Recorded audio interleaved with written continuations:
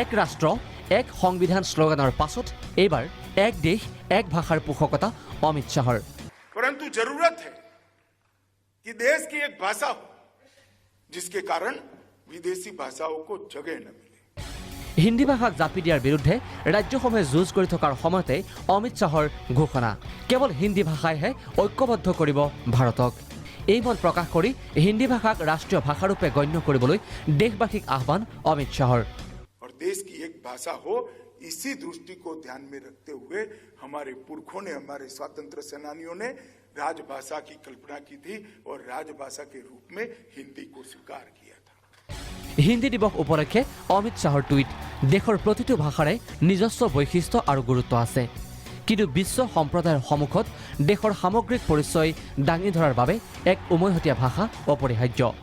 মহাত্মা গান্ধী আৰু চৰ্দাৰ বল্লভভাই পেটেলৰো স্বপ্ন আছিল এয়াই। কেন্দ্ৰীয় গৃহমন্ত্ৰী অমিত শ্বাহৰ ভাষা বিতৰ্কক লৈ উত্তাল দেশৰ ৰাজনীতি। ছ'চিয়েল মিডিয়াতো অমিত শ্বাহৰ মন্তব্যৰ তীব্ৰ বিৰোধিতা। অমিত শ্বাহক সমালোচনা কট্টৰ মৌলবাদী নেতা আছাউদ্দিন ওৱেছিৰ, ভাৰত হিন্দী আৰু হিন্দুতকৈ ডাঙৰ।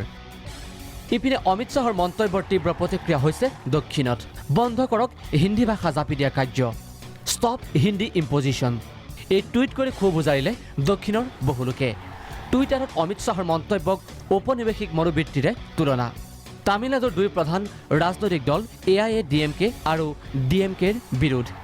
অমিত শ্বাহৰ মন্তব্যৰ প্ৰতিক্ৰিয়া কৰ্ণাটকতো। বাংগালুৰুতো বিক্ষোভ। প্ৰাক্তন মুখ্যমন্ত্ৰী HD কুমাৰস্বামীৰ লগতে কংগ্ৰেছৰো বিৰোধিতা। অমিত শ্বাহৰ মন্তব্যৰ বিৰোধ কৰি বংগকন্যা মমতাৰ আঞ্চলিক ভাষাক অগ্ৰাধিকাৰ দিয়াৰ দাবী। প্ৰতিখন ৰাজ্যৰ পৃথক বৈশিষ্ট্য আৰু পৃথক ভাষা আছে। মই আঞ্চলিক ভাষাক পূৰ্ণ সমৰ্থন কৰোঁ। প্ৰথমে মাতৃভাষাক গুৰুত্ব দিব লাগে, তাৰ পাছতহে আন ভাষাক।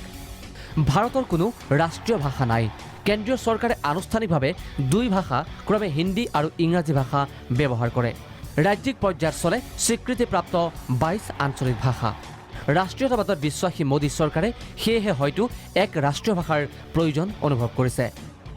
National desk, Prag news.